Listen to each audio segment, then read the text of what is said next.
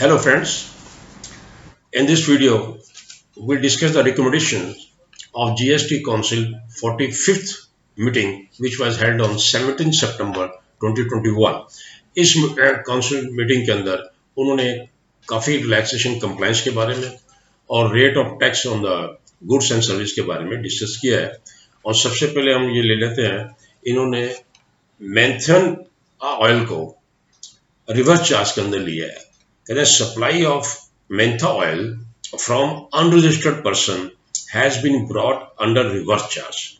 Further, the council has also recommended that the export of mentha oil should be allowed only against LUT and consequential refund of input tax credit. अब brick billions के लिए भी इन्होंने change किया है कि brick kilns would be brought under special composition scheme with the limit of ₹20 lakh with effect from 1/4/2022. BRICS would attract GST at the rate of 6% without ITC under the scheme and GST rate at the rate of 12% with ITC would otherwise apply to the BRICS। ये इन्होंने 1/4/2022 से लिया है। और जो correction है in inward duty structures in respect of the footwear industry and textile sector. GST rate changes in order to correct inverted duty structure in footwear and textile sectors as was discussed in earlier GST Council meeting and was deferred for further appropriate time, which will be implemented with effect from 1st January 2022। अब honourable high court of Kerala ने direction दी थी कि भी आप देखिए weather specified petroleum products को भी GST के अंदर लिया जा सकता है या नहीं। इस मैटर को भी इन्होंने कंसिडरेशन के लिए रखा था and which has been also postpone further. अब मेजर इन्होंने किया है, रिलैक्सेशन दिया है in respect of filing the requirement of form GST ITC04। ये फॉर्म सब रूल 3 ऑफ रूल 45 के अंदर एप्लीकेबल होता है in respect of the job work. जब आदमी जॉब वर्क के लिए माल को भेजता है, गुड्स को, या वहां से लेता है, तो अर्लियर ये फाइल होता था क्वार्टरली। अब इन्होंने इस फॉर्म को फाइल करने के लिए एग्रीगेट टर्नओवर से लिंक कर दिया है। वो कहते हैं कि tax payer whose annual aggregate turnover in proceeding financial year is above 5 crore, 5 crore से अगर ज्यादा है तो ये ITC 04 6 महीने में एक बार फाइल होगा। और वो टैक्स पेयर की जिनकी aggregate turnover in the proceeding financial years 5 crore तक है, वो इस फॉर्म को ITC 04 को एनुअली फाइल करेंगे। of subsection 3 of section 50, which was to be amended retrospectively with effect from 1st July 2017 in respect of the interest to be charged on the net cash liability। Now they said कि अगर आपने tax payer ने इल eligible ITC avail कर लिया और utilise कर लिया, in eligibility ITC avail and utilise, उसके ऊपर उसको इंटरेस्ट जो है एट द रेट ऑफ 18% पे करना पड़ेगा विद रेट्रोस्पेक्टिव फैक्ट्स है। ये भी एक इन्होंने बहुत मेजर रिलीफ दिया है। जिन कंपनीज का रजिस्ट्रेशन अंडर GST एक्ट के अंदर सेम पैन नंबर में है, वो इंडस्ट्री का रजिस्ट्रेशन और किसी स्टेट पे भी है या एक डिस्टेंस पर्सन्स के अंदर है, तो वो अपना जो अनयूटिलाइज्ड बैलेंस है in central goods and service tax and IGST के अंदर, कैश लेजर के अंदर जो अनयूटिलाइज्ड बैलेंस पड़ा हुआ है एक यूनिट के पास, तो वो अपनी दूसरी यूनिट्स को जो सेम पैन नंबर के अंदर रजिस्टर्ड है under the GST act transfer कर सकते हैं। ये एक बहुत बड़ा रिलीफ है। पहले उनको क्या करना पड़ता, रिफंड अलग लेना पड़ता था, लेकिन नाउ दे कैन ट्रांसफर। अब सब सेक्शन 4 ऑफ सेक्शन 16 जो ब्लॉक करता है हमारा इनपुट क्रेडिट, इसके अंदर कहते हैं कि 1 जनवरी 2021 से जो date of issue of debit note है and note the date of underlying the invoice shall be determine the relevant financial year for the purpose of subsection 4 section 16।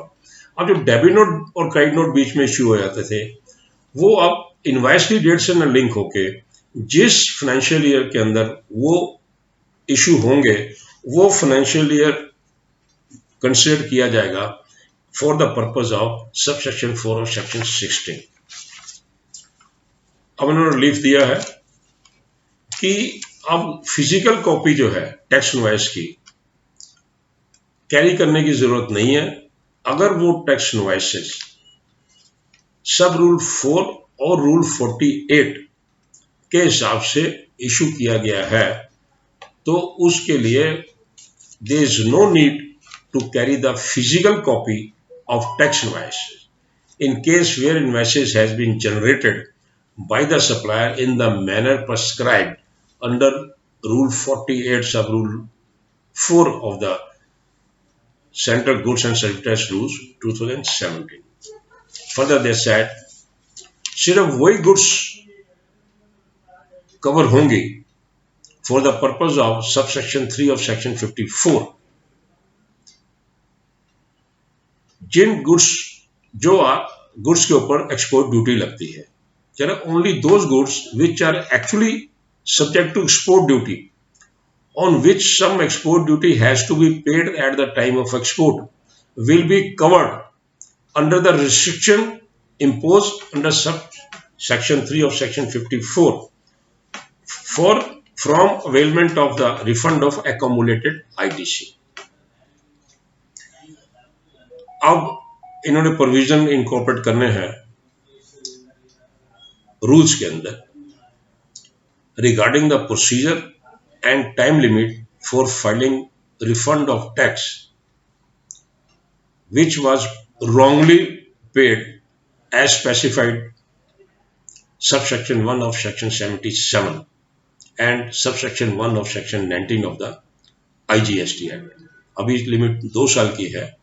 अब ये कहते हैं कि अगर आपने कोई टैक्स रॉन्गली पे कर दिया है, जैसे IGST पे करना था आपने सेंट्रल टैक्स और स्टेट का टैक्स पे कर दिया, वाइस वर्सा अगर आपने सेंट्रल का और स्टेट का पे करना था और IGST का पे कर दिया, अगर आपने रॉन्गली टैक्स पे कर दिया है तो उसकी ये टाइम लिमिट को डिस्कस करेंगे कि उसको कितने टाइम के अंदर आप रिफंड क्लेम कर सकते हैं।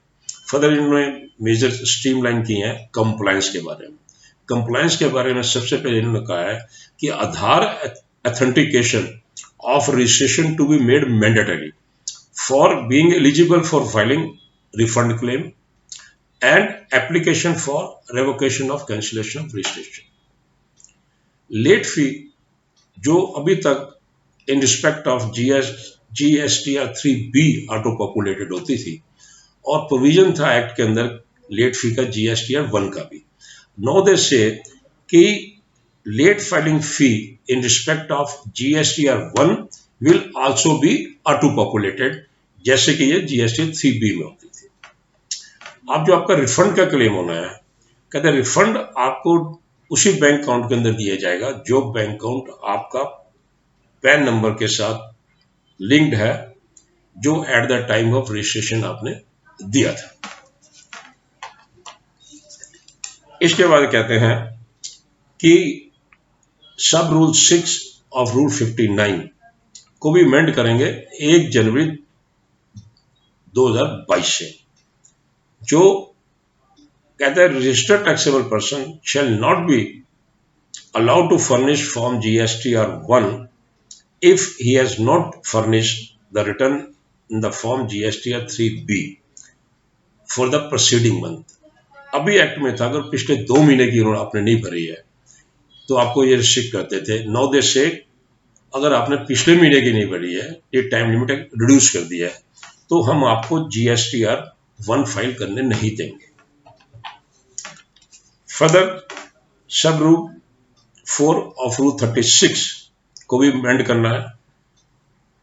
Once the propose clause AA of section 16(2) of the act is notified to restrict availment of ITC in respect of invoice oblique debit note to the extent the detail of such invoice oblique debit notes are furnished by the supplier in form GSTR 1 oblique invoice furnishing facility IFF and are communicated to the registered persons in form GSTR 2B।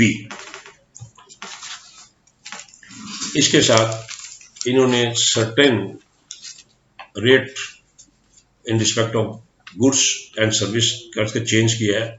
जो कोविड-19 का relief major थे, इन्होंने इसको 31 दिसंबर 2021 तक extend कर दिया और reduction of GST rate to 5% on कोविड-19 ट्रीटमेंट ड्रग्स को हैं। ये 7 डेट्स इन्होंने स्पेसिफिक किए हैं, उनको भी 31 जनवरी 2021 तक इन्होंने एक्सटेंड कर दिया है।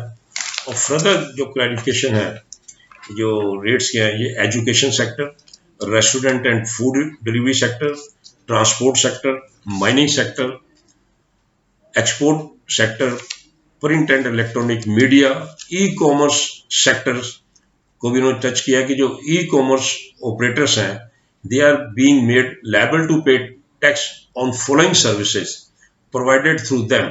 Number one, transport of passengers by any type of motor vehicles with effect from 1st January 2022, or restaurant services provided through it with some exception, which is also be effective with 1st January 2022।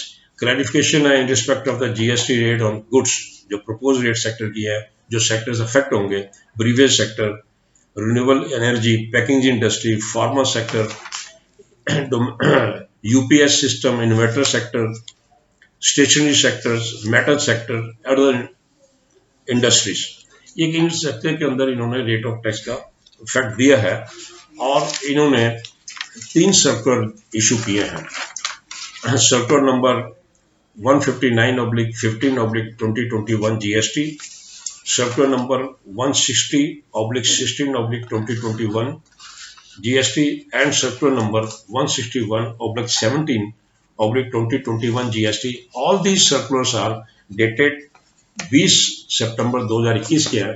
इसके अंदर इन्होंने clarification दिया इन respect of the export of services and intermediate services के बारे में इन्होंने clarification दिया। और भी क्लैरिफिकेशन इसके अंदर है जो कि अभी नेक्स्ट वीडियो के अंदर हम कंसीडर करेंगे। Thank you very much my friends.